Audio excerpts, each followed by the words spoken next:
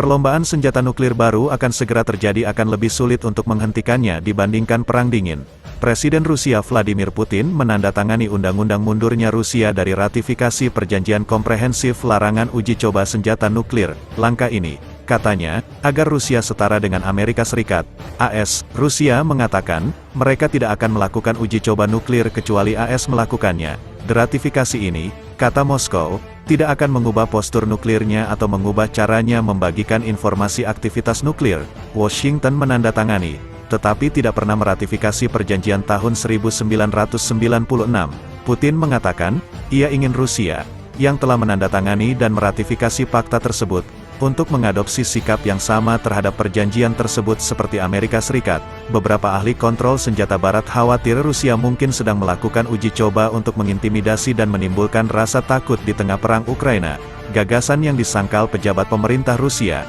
Pada tanggal 5 Oktober lalu Putin mengatakan, ia tidak siap untuk mengatakan apakah Rusia harus melanjutkan uji coba nuklir atau tidak setelah adanya seruan dari beberapa ahli keamanan dan anggota parlemen Rusia untuk melakukan uji coba bom nuklir sebagai peringatan kepada Barat. Para ahli Barat mengatakan langkah seperti itu, jika benar-benar terjadi, dapat mengantarkan era baru uji coba nuklir berkekuatan besar. Persetujuan Putin atas undang-undang ratifikasi itu dimuat di situs web pemerintah pada Kamis, tanggal 2 November tahun 2023. Unggahan tersebut mengatakan keputusan itu segera berlaku. Kedua majelis parlemen Rusia sudah menyetujui langkah tersebut.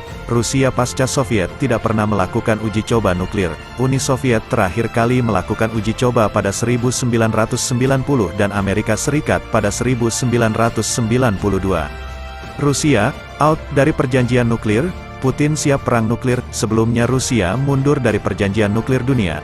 New START, Strategic Arms Reduction Treaty, perjanjian yang dibuat 2010 itu, sebelumnya melucuti senjata nuklir antara Kremlin dan Amerika Serikat, AS, yang memiliki nama resmi Measures for the Further Reduction and Limitation of Strategic Offensive Arms. Presiden Rusia Vladimir Putin mengumumkan bahwa Moskow menangguhkan partisipasinya, Selasa, dalam sebuah pidato kenegaraan di tengah kunjungan Presiden AS Joe Biden ke Kyiv dan menjelang setahun perang Rusia-Ukraina.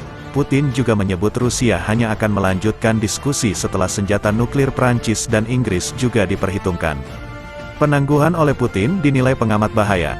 Ini akan meningkatkan risiko perlombaan senjata baru. Bersamaan dengan perang di Ukraina, masa depan disebut tak akan stabil dan dapat diprediksi. Ini juga memacu kekuatan lain seperti China, India, dan Pakistan untuk membangun persenjataan nuklir mereka. Perjanjian itu secara efektif membatasi jumlah hulu ledak per rudal yang dapat disebarkan oleh kedua belah pihak sehingga menghindari kehancuran akibat melipat gandakan jumlah hulu ledak beberapa kali lipat, kata Direktur Strategi, Teknologi dan Pengendalian Senjata Institut Internasional untuk Studi Strategis, William Alberg, dimuat Reuters, Rabu, tanggal 22 Februari tahun 2023, kedua belah pihak dapat segera beralih dari 1.550 hulu ledak strategis menjadi 4.000, dalam semalam.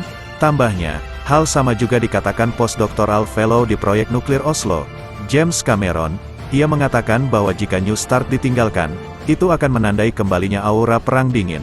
Jadi kita akan memiliki ketidakstabilan besar dalam hubungan di mana kedua belah pihak, Rusia dan AS, bertindak pada skenario terburuk, menambahkan sistem dan rencana yang lebih rumit untuk penggunaannya. Katanya, pada akhirnya mengarah pada situasi yang jauh lebih tidak stabil antara kedua belah pihak dan juga lebih besar risiko beberapa jenis penggunaan nuklir, ujarnya. Secara tegas, kedua analis mengatakan bahwa Putin telah menandai kemungkinan bahwa Rusia akan melanjutkan pengujian senjata nuklirnya, meskipun Putin mengklaim Moskow tetap tidak akan mengambil langkah itu kecuali Washington melakukannya terlebih dahulu.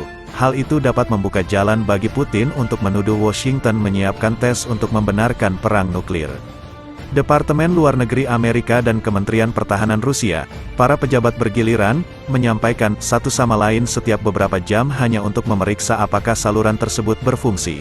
Lalu, hampir selalu, keheningan menyusul. Ini adalah detak jantung yang sekarat dalam pengendalian senjata nuklir global.